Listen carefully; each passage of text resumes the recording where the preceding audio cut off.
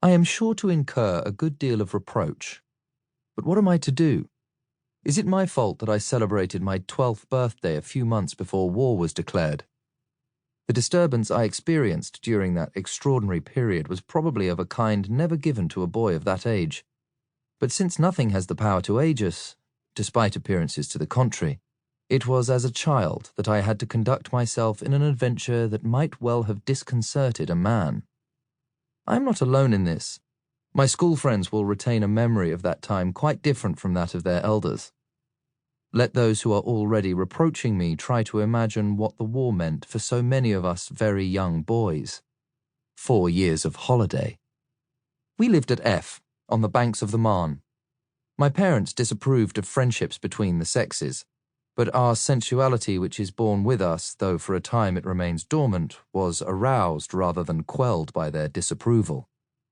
I have never been a dreamer. What appears dreamed to others more credulous than I seems to me to be as real as cheese to a cat, in spite of the glass that covers it. Yet the glass does exist. If the glass breaks, the cat takes advantage, even if it is his master who breaks it, and cuts his hand in the process. Up to the age of 12, I had no sweetheart except a little girl called Carmen, to whom I sent a love letter by a younger boy.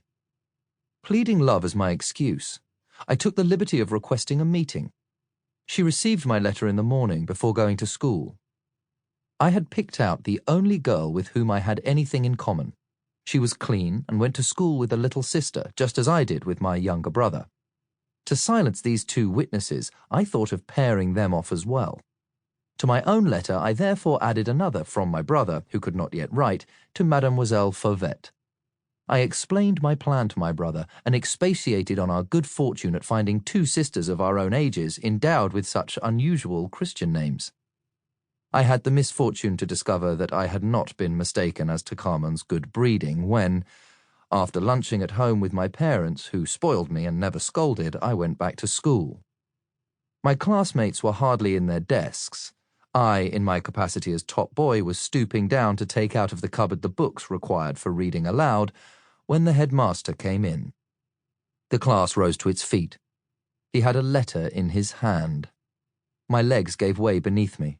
The books fell and I set about picking them up as the headmaster talked to the teacher. The boys in the front rows were already turning round to look at my by now scarlet face because they had heard my name whispered. At last the headmaster called for me, and as a subtle punishment, and also, he believed, to avoid putting mischievous thoughts into the minds of the other pupils, he congratulated me on having written a letter of 12 lines without a single mistake. He asked me if I had written it unaided, and requested me to accompany him to his office. We did not get so far.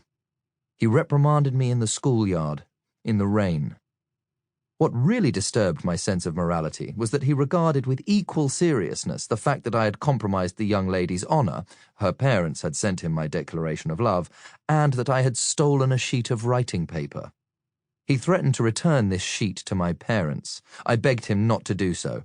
He acceded to my pleas, but told me that he would keep the letter, and that if I ever did such a thing again, he would no longer be able to conceal my ill conduct. This mixture of boldness and timidity in me puzzled and deceived my parents, just as my facility at school, which was really nothing more than laziness, gave me a reputation as a good pupil. I returned to the classroom. In an ironical tone of voice, the master addressed me as Don Juan. I was extremely flattered by this, especially as he was alluding to a work that was familiar to me but not to my classmates.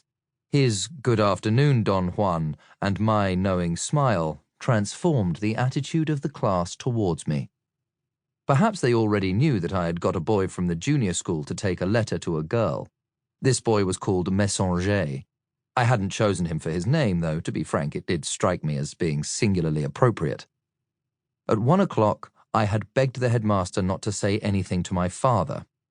At 4, I was dying to tell him all about it. I was under no obligation to, of course. My confession could be ascribed to frankness. I knew my father would not be angry, so in actual fact I was delighted that he should learn of my prowess.